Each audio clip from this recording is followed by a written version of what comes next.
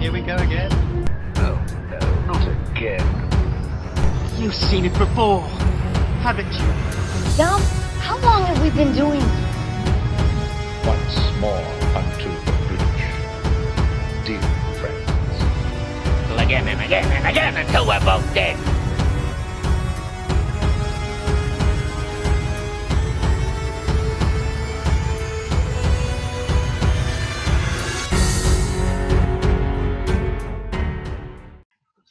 Hello, welcome. You've seen it before. Movie Reviews Connection to Mind. Venom: The Last Dance is, as the title implies, the third and final film in the Venom trilogy. It is directed by Kelly Marcel and once again stars Tom Hardy as Eddie Brock, the host of the symbiote Venom, who they find themselves on the run from the authorities as well as being hunted by an extraterrestrial force that is hunting symbiotes. And they must find a way to stop this threat and to save their own skins. Now, this video review will contain spoilers of Venom: The Last Dance, as well as certain other films. But I'll be doing my spoiler-free thoughts first and foremost. So just so you know, those will be spoilers later on this review. But first things first, let's get into some spoiler-free talk on Venom: The Last Dance. Is it as good as the previous two films? Is it a good, Sony Marvel-verse film? Is it a good, comic book movie? I would say, as far as, I'll start with the Sony Marvel-verse films first. If you're only judging it by their previous installments, which are, live action, rather, which were Madam Web and Morbius, this is much better than either of those two films, so you have nothing to fear on that front.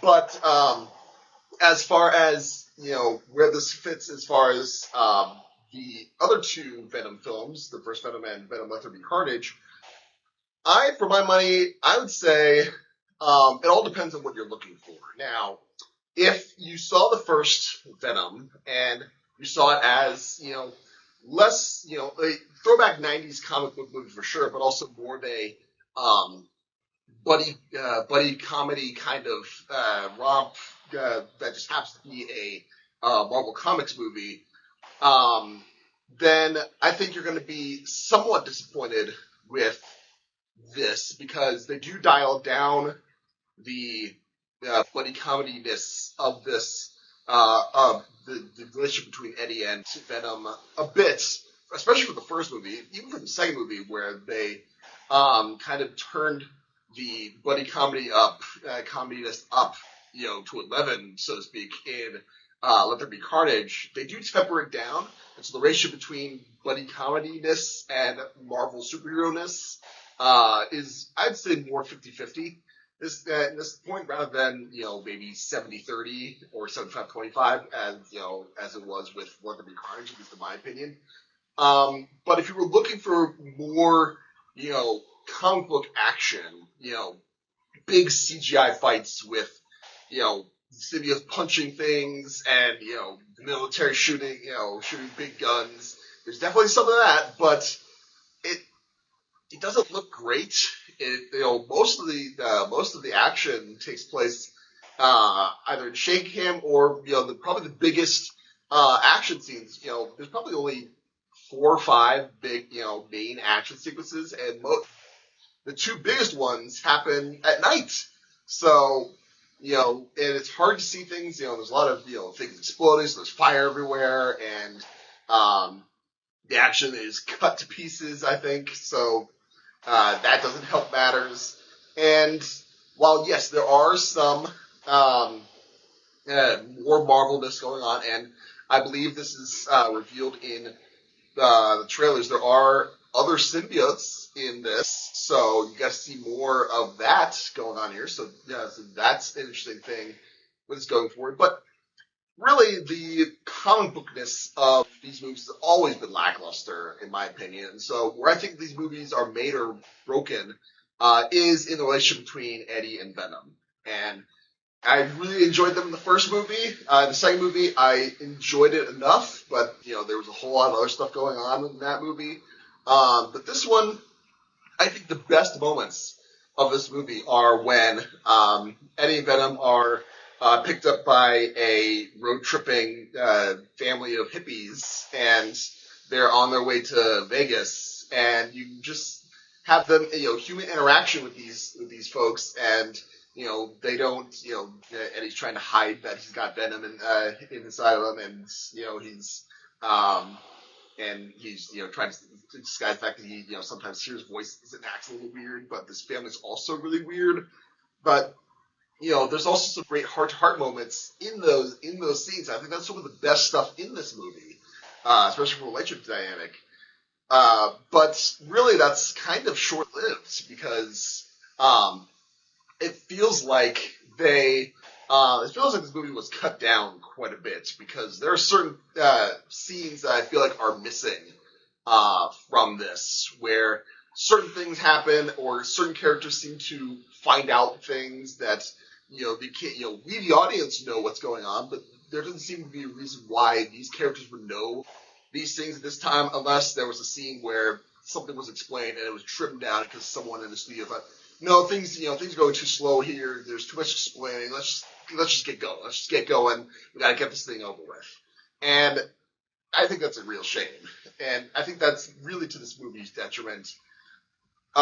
Really, there's some great, some of these things, the CGI creatures that are coming to hunt Venom.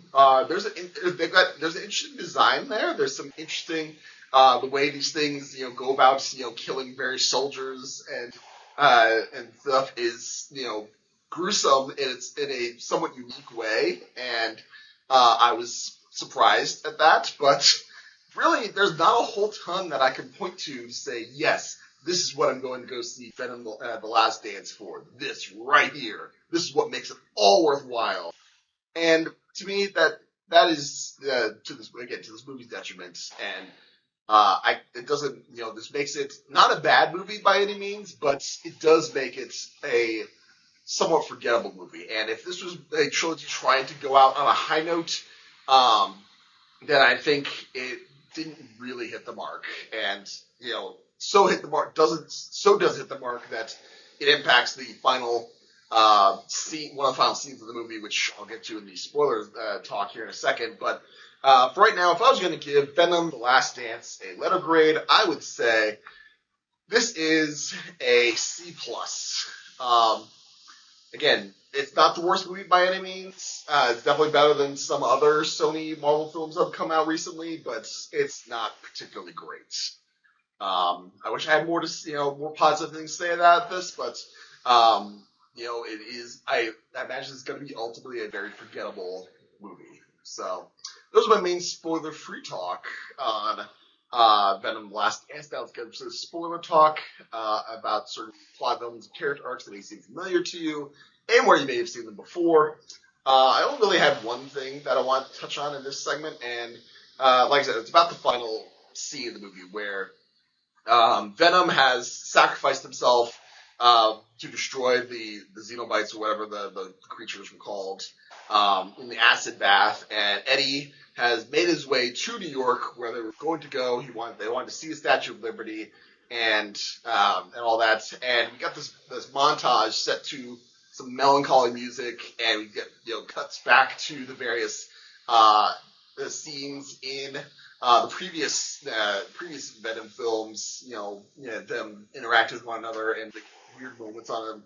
It's kind of one of those tropes where you see in rom-com sort of things, and it's not surprising that's there, but for my money, it seemed an awful lot like the end of Fast 6 or Fear 7 or whatever, whichever it was. I think it was 7 when we get the montage of the last couple, 5, 6, 7 also had a various credit montages of the the previous Fast films, and it's all about family, but especially at the end of 7 with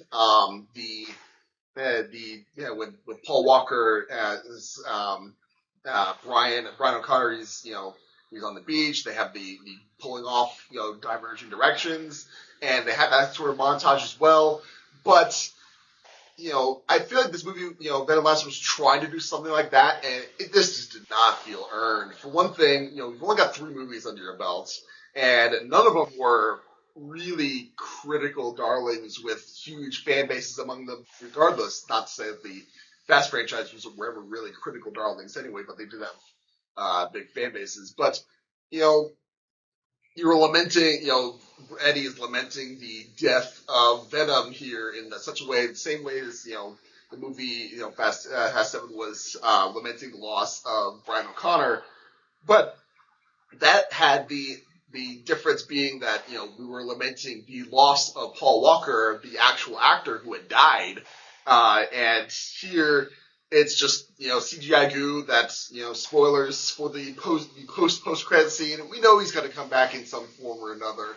You can't really kill Venom somehow. And, it's ultimately meaningless. And I, again, just felt so unearned.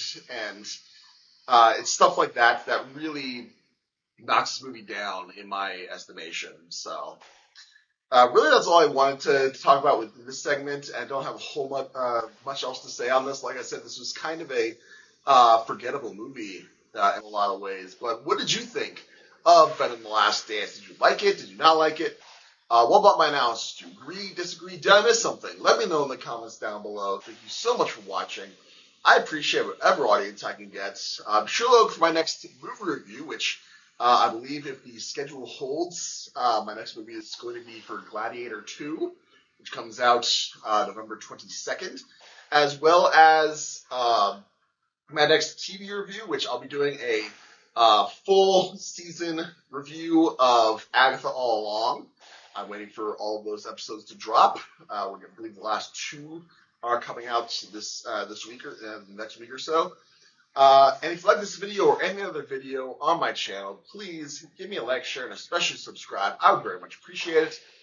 Again, thank you so much for watching, but just remember, there is nothing new under the sun. And yes, I have seen it before.